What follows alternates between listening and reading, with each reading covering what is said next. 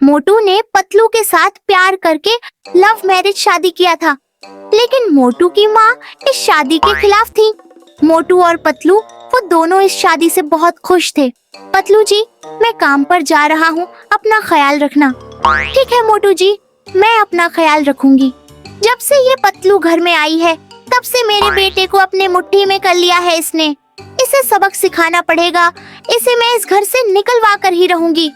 मोटू की माँ पतलू को सख्त नापसंद करती थी, इसलिए वो चाहती थी कि पतलू उसके बेटे की जिंदगी से चली जाए। महारानी जब से आई है अपने कमरे में ही रहती है। मजाल है किसी काम को हाथ लगा ले। सारा दिन में इस बुरी माँ को काम करना पड़ता है।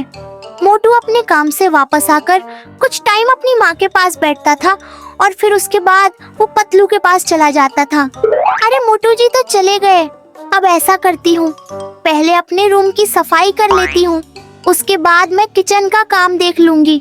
माँ जी अकेली थकती रहती है, अब मुझे काम करना चाहिए। पतलू को मोटू की माँ फिर भी बहुत भला बुरा सुनाती है। अब मोटू की माँ मोटू का इंतजार कर रही थी। फिर मोटू काम से आता है। बेटा, ये पतलू बहू मुझसे दिन रात काम करवाती है और मुझे भला बुरा सुनाती रहती है। आज तो उसने मेरे ऊपर हाथ भी उठाया। मोटू बेटा, माँ की इतनी बात सुनते ही मोटू गुस्से में आ जाता है। प्यार अपने जगह, माँ की इज्जत अपने जगह। वो कमरे में जाता है।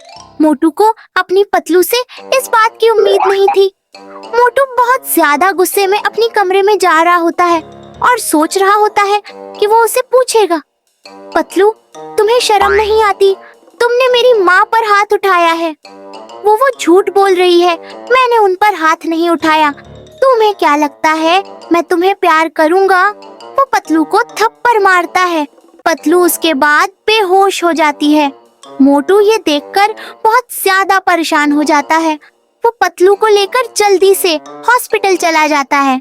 हॉस्पिटल में पतलू के चेकअप के बाद डॉक्टर मोटू को बताता है कि वो पिता बनने वाला है।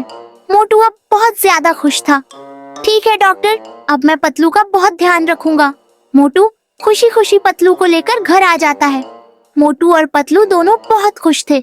उसके बाद मोटू अपनी माँ के पास जाता है और उसे भी गुड न्यूज देता है। अरे मोटू बेटा, तू सच कह रहा है? क्या मैं दादी बनने वाली हूँ? हाँ माँ जी, मैं सच कह रहा हूँ। यह सुनकर मोटू की माँ बहुत खुश होती है और साथ ही में वो पतलू से माफी मांगती है। उसे अपनी गलती का एहसास हो चुका था। अब वो दिनों हंसी खुशी रहने लगते हैं। दोस्तों, आप लोग हमारी वीडियो तो देखते हैं, लेकिन हमारे चैनल को बिना सब्सक्राइब करे ही चले जाते हैं। प्लीज हमारे चैनल को भी प्यार दो, सब्सक्राइब करो। मैं ईश्वर से प्रार्थना करती हूँ कि आपके माता पिता को वो लंबी उम्र दे और सलामत रखे। धन्यवाद।